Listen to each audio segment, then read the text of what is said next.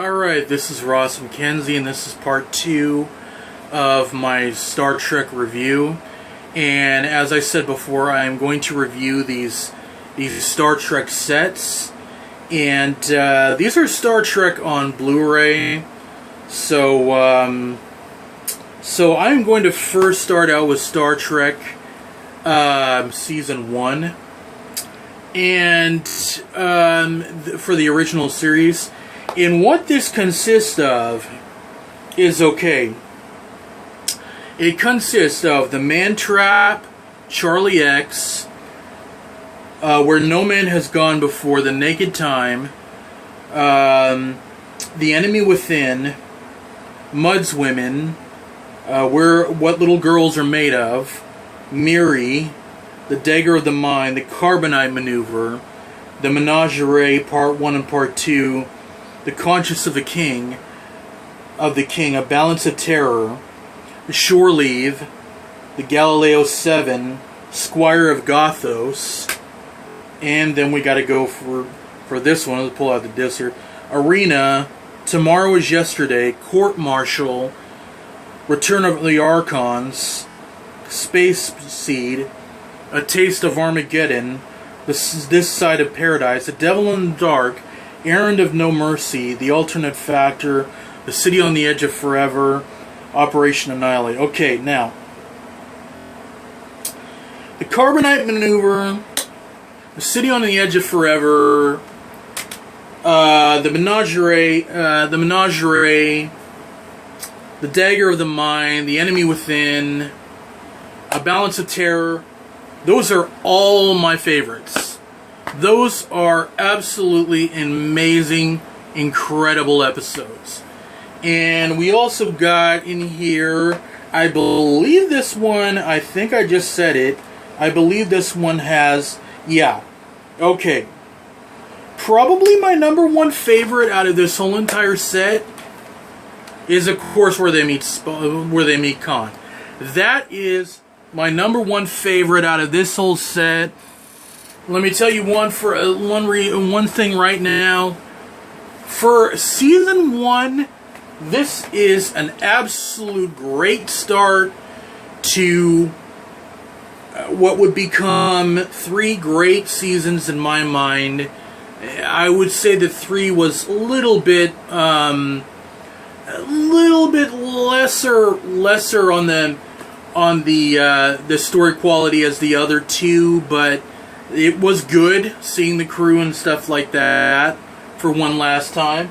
And what I think, out of all these episodes, what I think I think the biggest thing about the first season is that we're introduced to the crew, and we're introduced to the way this crew would become, who these crew members were, how they worked together, how they did things together, and what they did to overcome these type of obstacles that they were up against. And also just seeing them exploring the galaxy is absolutely fun. Every time the Enterprise comes up on the screen, I always get excited. It's a beautiful ship. I mean, the model I heard was about 11 feet long. It was huge. It was absolutely massive. They refit it by doing exactly what they did in Star Trek the Motion Picture. They actually did refit the whole entire model for the movie, for Star Trek the Motion Picture 1979. And what I thought was this series is absolutely the start of what would become one of the greatest science fiction television shows in the history of television. One of the greatest. Alright. One of the absolute greatest. Gene Roddenberry was a freaking master. He was an absolute genius. And I tell you what, man, I cannot think of one person on Earth that lived that gave us one of the best visionary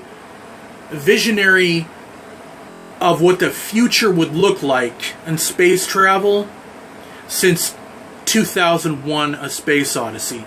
This series is one of the greatest series of all time. I cannot really stress anything more than that. Now, this set will give you a crap load of special features, but the coolest thing about this set is the fact that it will also give you the original version of Star Trek, and then it will also give you the enhanced version with the computer animated special effects and stuff. Has some interviews with the cast and everything like that. It's just a fabulous series. And now we're going to get into Star Trek, the second season, which is my absolute freaking favorite season. It has my absolute favorite episode of all, the Doomsday Machine. I never freaking get tired of watching that damn episode. I could watch it all day long. You know, this has Amok Time. It has Who Mourns for Adonis. It has a Changeling. Mirror Mirror was absolutely excellent episode. Awesome episode. The Apple, of course, my favorite, the Doomsday Machine. Cat's Paw. I Mud, an awesome episode. Metamorphosis, Journey to Babel, Friday's Child, The Deadly Years, Obsession, Wolf in the Fold. Of course, one of the most famous episodes in all of Star Trek, the one to bring us, you know, the longest running enemy out of the whole entire Star Trek franchise, the Klingons. How could this episode go wrong? The Trouble with Tribbles is an absolute, in my mind, what I call an absolute perfect episode. There is not one damn thing wrong with the Trouble with Tribbles whatsoever. Not one damn thing wrong. It has humor. It has suspense. It has everything in it. It has enemies. And it has Captain Kirk going after, you know, the Klingons and stuff like that, and what he would continue to do in Star Trek, you know, for a few more movies. And this is just an absolute great set, and I'll continue to read the other ones here. The Gamesters of Triskelion, a piece of the action was great. You know, Captain Kirk and Spock, they become gangsters. Great episode. Hilarious. A piece of the action. The Immunity Center, which is a great episode. I mean, if you want a good episode with Leonard Nimoy in it, definitely that one's good. Return to A Private Little War, Return to Tomorrow, Patterns of Force is a pretty awesome episode. By any other name, The Omega Glory, The Ultimate Computer, Bread and Circuses. Let's see. I can't really read that because there's but Assignment something or another, and it's just a great set.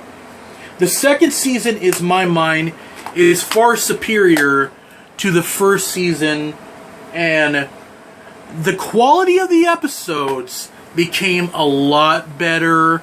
The stories became a hell of a lot better, and because, like I said, the writing in The Trouble with Tribbles, absolutely amazing, absolutely epic.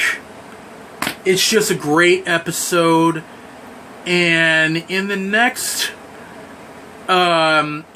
short video, I'm going to discuss the third one, which is still